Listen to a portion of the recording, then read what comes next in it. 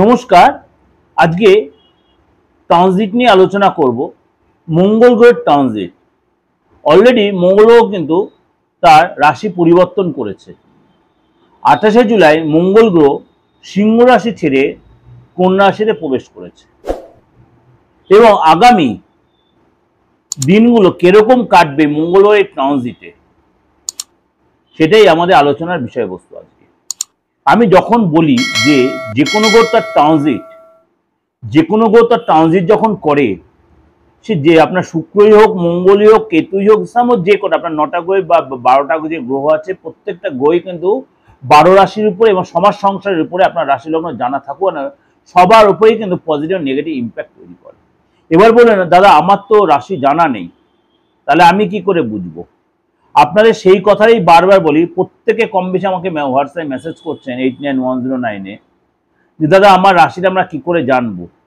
তার জন্য বলি দেরি না করে নিজের রাশিটা জানুন।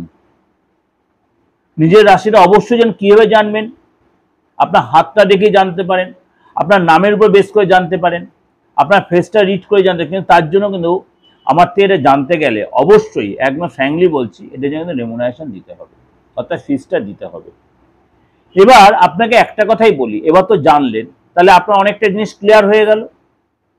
তার জন্য কি করতে হবে, নয় আপনার চেম্বারে আসতে হবে, নয় আপনাকে অনলাইনে আমাকে প্রেডিকশনটা নিতে হবে। আপনার এই যে মঙ্গল গ্রহ তার ট্রানজিট করেছে, মঙ্গল গ্রহ কন্যা রাশির ঘরে ঢুকেছে, অর্থাৎ বুধের রাশির ঘরে ঢুকেছে, সিংহ রাশিতে, সেখানে আপনার কেতুর সাথে দীর্ঘদিন বসেছিল। তাহলে কতদিন থাকবে? মঙ্গল আমাদের কিসের কারক গ্রহ এবং কি 12 রাশির উপর কি প্রভাব বিস্তার করে সেটা আমাদের আলোচনা। মঙ্গল হচ্ছে মেষ রাশি এবং বৃশ্চিক রাশির অধিপতি এবং এটা হচ্ছে গ্রহদের সেনাপতি। মঙ্গল হচ্ছে গ্রহদের সেনাপতি। মঙ্গল হচ্ছে রক্তের কারক গ্রহ, মঙ্গল হচ্ছে ভূমির কারক গ্রহ, মঙ্গল হচ্ছে যুদ্ধের কারক গ্রহ, মঙ্গল হচ্ছে বীর্যের কারক গ্রহ, মঙ্গল হচ্ছে দক্ষতা, কনফিডেন্স, মঙ্গল হচ্ছে আপনার কনস্ট্রাকশন ব্যবসা, মঙ্গল হচ্ছে সরকারি চাকরির ব্যাপার, বা মঙ্গল হচ্ছে আপনার যে দৃঢ়তা, আপনার যে মানে কি বলতো সাহসিকতা, মঙ্গল হচ্ছে এর কারক গ্রহ।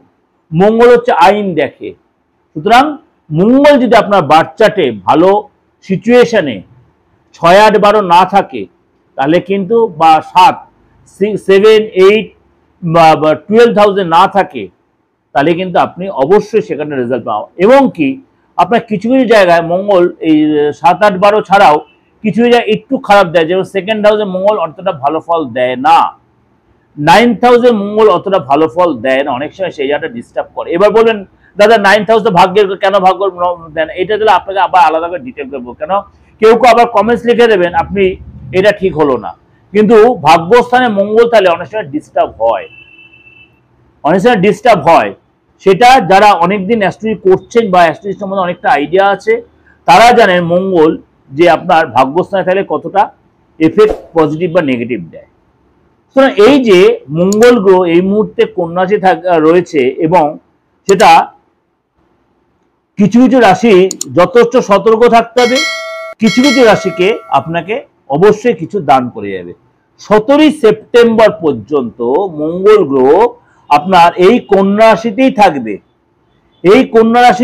17ই সেপ্টেম্বর পর্যন্ত। সুতরাং খুব কম সময় নয়, কম বেশি 44 থেকে 45 দিন মঙ্গল এই যে এতদিন এখানে থাকবে। সুতরাং আপনার রাশির জন্য কি প্রভাব বিস্তার করছে? সিংহ রাশির ক্ষেত্রে আপনার এই মঙ্গলের ট্রানজিট 2nd হাউসে আপনার কিন্তু অনেকটাই আপনার ক্ষেত্রে প্রভাব বিস্তার করবে।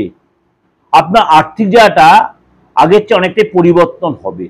আর্থিক জায়গাটা পরিবর্তন হবে কিরকম? হঠাৎ কোনো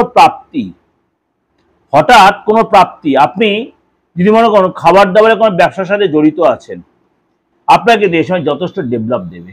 আপনি কোনো কনস্ট্রাকশনের ব্যবসায় জড়িত আছেন, সেখানে আপনার ডেভেলপ দেবে। আপনি আগুন রিলেটেড কোনো ব্যবসার সাথে জড়িত, সেখানে আপনি সাকসেস পাবেন। অর্থাৎ সিংহ রাশির ক্ষেত্রে কিন্তু এই ধরনের ব্যবসায় যে জড়িত আছে, অর্থাৎ ব্যবসা রিলেটেড লোকেদের কিন্তু আপনার সাথে ডেভেলপ করবে। আপনি যারা প্রশাসনিক দপ্তরে আছেন তাদের কিন্তু ডেভেলপ দেবে, যারা ডিফেন্সে আছেন তাদের কিন্তু ডেভেলপ দেবে সিংহ রাশির লোকেরা। সুতরাং আপনাকে যেসব কনফিডেন্স বাড়বে, শরীর স্বাস্থ্য আগের চেয়ে অনেকটাই আপনার ঠিকও হয়ে যাবে। কিন্তু আপনাকে একটা কথাই বলবো, কথাবার্তার মধ্যে কিন্তু আপনাকে অনেক লাগাম রাখতে হবে, মুখের ভাষার আপনার চেঞ্জ আসবে। আপনি যাকে যা নয় হয়তো মুখের ভাষা বলে ফেলে পরে হয়তো অনুশোচনা করবেন। আর্থিক জায়গাটা আপনার অনেকটাই ডেভেলপ দেখা যাচ্ছে। মাথাটা মাঝে মাঝে একটু গরম হতে পারে। ফ্যামিলিতে আপনার পার্টনারের সাথে, কোনো বাবা মার সাথে, কোনো ভাই বোনের সাথে কোনো কারণে একটু মতবিরোধ হতে পারে। এইগুলো আপনাকে একটু সতর্ক সচেতন থাকতে হবে। কিন্তু আপনার মধ্যে কিন্তু ঊর্জা যথেষ্ট বাড়বে, কনফিডেন্স বাড়বে, শরীরটা আগের চেয়ে বেটার হবে। রাস্তায় চলাফেরাতে সাবধান, কথাবার্তায় সাবধান, এগুলো কিন্তু আপনাকে অনেক বেশি কন্ট্রোল করে চলতে হবে। এবার এর সাথে তো অবশ্যই হাতটা দেখার দরকার আছে, ফেসটা দেখার দরকার আছে, এবং আপনার অবশ্যই অবশ্যই আপনার জন্য বাস্তুর দেখার দরকার আছে, যেটা আপনার জন্য অবশ্যই প্রয়োজন।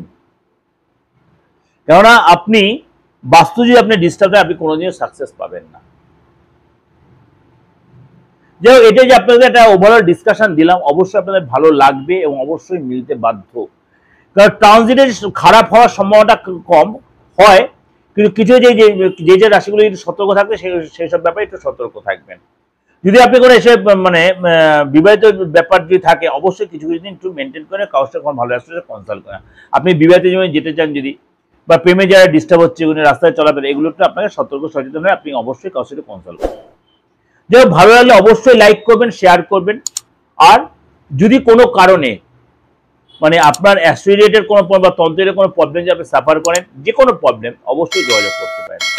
সে বাস্তুগত হোক, ফ্যামিলিগত, আপনার নিজস্ব সম্পত্তিগত, আপনার বা নিজের ব্যক্তিগত কোনো প্রবলেম, অবশ্যই তার জন্য আপনি এক্সপ্লেন করে অবশ্যই তার সুরাহাটা নিতে পারেন।